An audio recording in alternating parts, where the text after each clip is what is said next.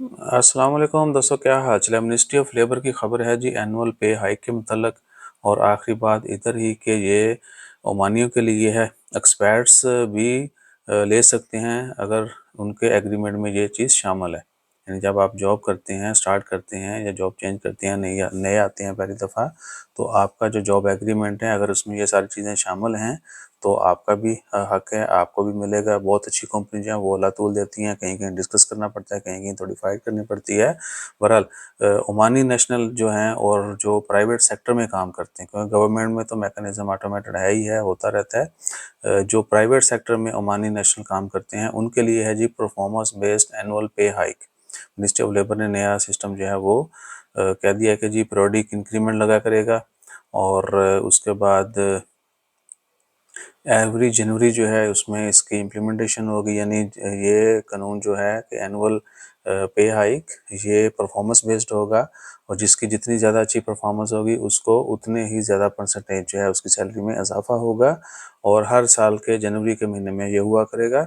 और किन के लिए है जी? Omani employ who have completed at least 6 month of service with their employer. यानी वो लोग जो अपनी सर्विस के एटलीस्ट मिनिमम 6 महीने कंप्लीट कर चुके हैं उनके ऊपर ये एप्लीकेबल है। बाकी जिनकी बहुत पुरानी है उनके ऊपर भी मिनिमम जो है 6 महीने आपको कंप्लीट करना लाजमी है।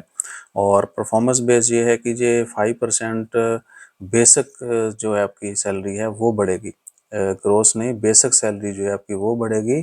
जिनकी परफॉर्मेंस एक्सीलेंट है, ठीक है जी, उनकी 5% बढ़ेगी। जिनकी वेरी गुड है, अप्रेजल फॉर्म होता है उसमें बहुत सारी चीज़ें मेंशन होती हैं और फिर आपकी मैनेजमेंट जो है वो डिसाइड करती है कि इसका ग्रेड एक्सीलेंट है, वेरी गुड है या एक्सेप्टेबल है।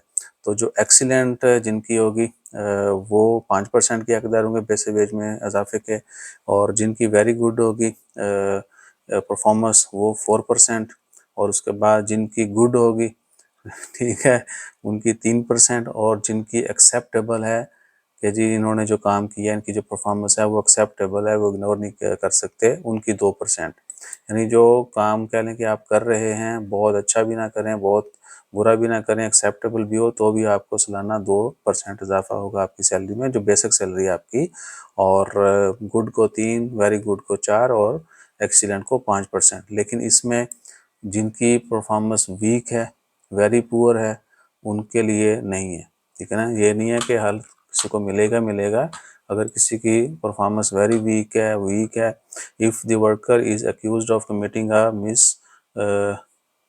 कोई भी यानी वो कह लें कि मिस कंडक्ट करता है, किसी भी जो उसको काम दिया गया है उसका इस्तेमाल सही नहीं करता, या जो उनके पॉलिसीज़ हैं उनके अगेंस्ट कुछ एक्टिविटी करता है, या कोई भी ऐसी हरकत जो कोई भी उसका ऐसा अमल जो उस इदारे के कवानीन के ख़िलाफ़ है, या ओवरऑल किसी भी कानून की खिलाफ वर्जी करता है, तो वो हकदार नहीं है।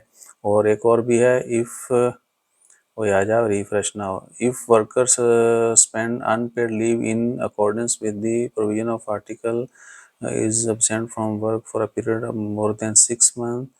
तो अगर किसी का जो है ना भाई 6 महीने से कोई साल में 6 महीने से ज़्यादा छुट्टी करता है तो उसका वो पीरियड कैलकुलेट नहीं होगा एनुअल हाइक में। ठीक है जी। और हो सकता है फ्यूचर में मज़ीद भी चीज़ें इसी से रिलेटेड सामने आएँ। और सेम सीन है जी एक्सपैट्स के साथ भी। अगर आपका तल्लक जो है किसी दूसरी नेशनलिटी से, आप ओमान में काम कर रहे हैं और आपके एग्रीमेंट में ये सब कुछ मेंशन है, तो आप भी उसके हकदार हैं। अक्सरियत ये भी कहती है कि जी हमारे पास एग्रीमेंट में चीज़ें तो लिखी हुई हैं लेकिन फॉलो नहीं करते। तो भाई उसके लिए जो फर्स्ट ऑप्शन होती है कि आप बैठ के नेगोशिएट करें और थोड़ा नरमी सख्ती से अच्छे से अपने मैनेजमेंट के साथ डिस्कस करें। उसके बाद अगर आपको मुनासिब लगे तो आप कंप्लेन कर सकते हैं लेबर कोर्ट। वहाँ पे भी मामला जो हैं वो ऑफ कोर्स फिर गवर्नमेंट जो है उसके ऊपर एक्शन लेगी और दोनों पार्टी की बात सुनी जाएगी, समझी जाएगी। जिसके पास जो एविडेंस होगा उस पर आपका फिर फैसला होगा और उनके राइट्स उनको मिलेंगे। तो ये सूरत हाल है। बाकी अल्लाह ताला खैर करे। उम्मीद है कि आने वाला वक्त सबके लिए अच्छा होगा। वीज़ा की अभी तक कोई अपडेट नहीं है।